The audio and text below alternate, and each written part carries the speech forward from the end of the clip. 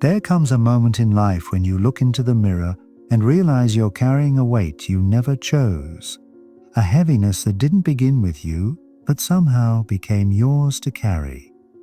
A story that started long before your time, yet ended up in your hands to complete. And even if you've never said it aloud, somewhere deep inside you know that the person you've become, or the person you fear you're becoming, has roots tied to your father, whether he was present, distant, or missing altogether.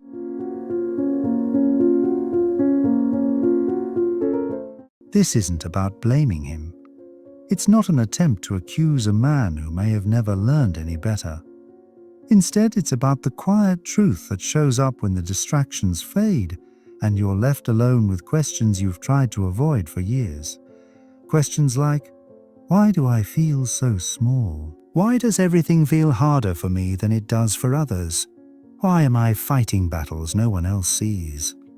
And often, the beginning of those answers leads back to the man you grew up learning from, even unintentionally.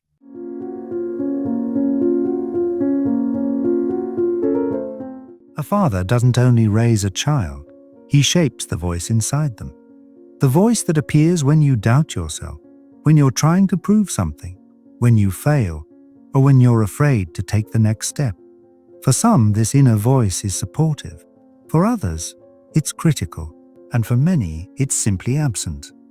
But for some people, that voice becomes something that holds them back, making them shrink instead of rise, hesitate instead of act, and repeat patterns they didn't know they inherited. So when you wonder why you buckle under pressure, or why you avoid opportunities that could change your life, understand this. It's not because you are naturally weak. It's because you learn to survive in a world shaped by someone else's fears. Children don't learn strength through words. They learn it by watching how their parents respond to life. They learn whether the world is safe or threatening, whether emotions are allowed or dangerous, whether vulnerability is welcome or punished.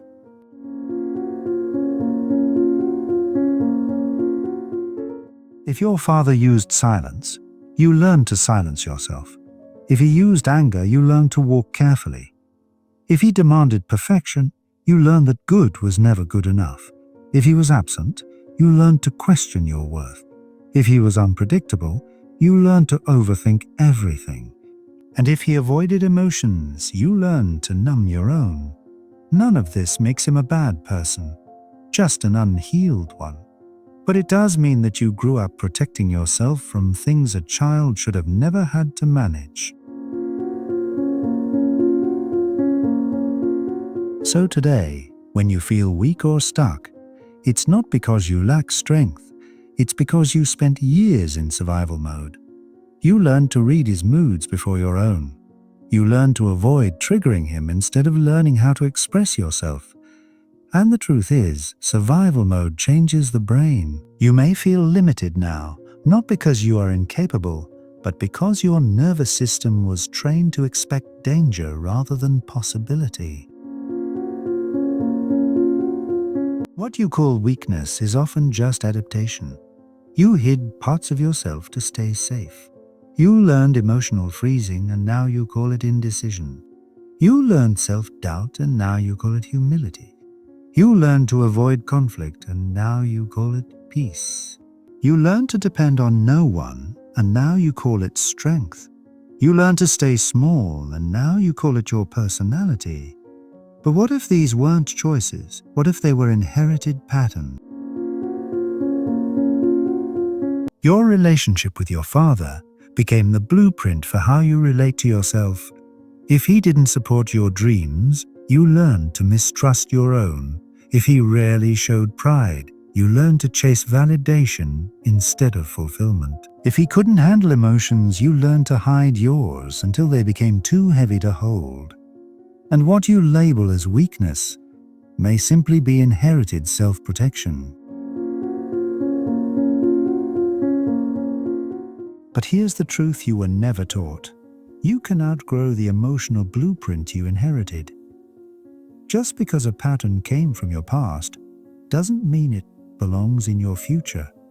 The moment you think, maybe this isn't who I really am, you're already beginning to evolve. But to rebuild yourself, you have to face something difficult. You have to see your father not as a symbol, but as a human being shaped by his own pain, fears, and limitations. This understanding doesn't excuse his mistakes, but it explains where they came from. And once you recognize the origin of your patterns, you stop feeling defective and start feeling aware. Awareness is the first form of freedom. It's the doorway to transformation. And once you step through it, something begins to shift. You notice moments where you act out of habit, not truth. You recognize that your inner critic doesn't sound like you. It sounds like someone who never knew how to be gentle with themselves. Growing up isn't about paying bills or acting responsible. It's about learning to separate your identity from your upbringing. It's about realizing that the emotional rules you inherited, rules like stay quiet, don't express too much, don't need anyone, don't ask for help, don't cause trouble, were rules meant to protect a child, not guide an adult. They kept the peace once, but now they only keep you from yourself. The threats you prepared for don't exist anymore, yet you still behave as if they do. That's why you avoid hard conversations. That's why expressing emotion feels dangerous. That's why honesty makes you nervous. That's why you overthink even simple decisions. That's why you shut down when you need connection most. That's why you shrink when life calls you to rise. These are not random habits. They are old defense systems still running on autopilot. But eventually, you realize the life you're living isn't the life you actually want. It's the one you learned to maintain. And when you finally ask yourself, who would I be if I was not shaped by my father's expectations, fears, or silence? You begin opening a door you were never shown. Because what you've called weakness all this time wasn't weakness. It was a lack of permission. Permission you've been waiting for, not knowing you could give it to yourself. You can break the cycles he couldn't. You can heal the wounds he didn't know how to name. You can grow in ways he never had the chance to. This isn't betrayal, it's evolution. It's honoring the part of him that wanted more, but didn't know how to reach it. And transformation doesn't happen in one dramatic moment.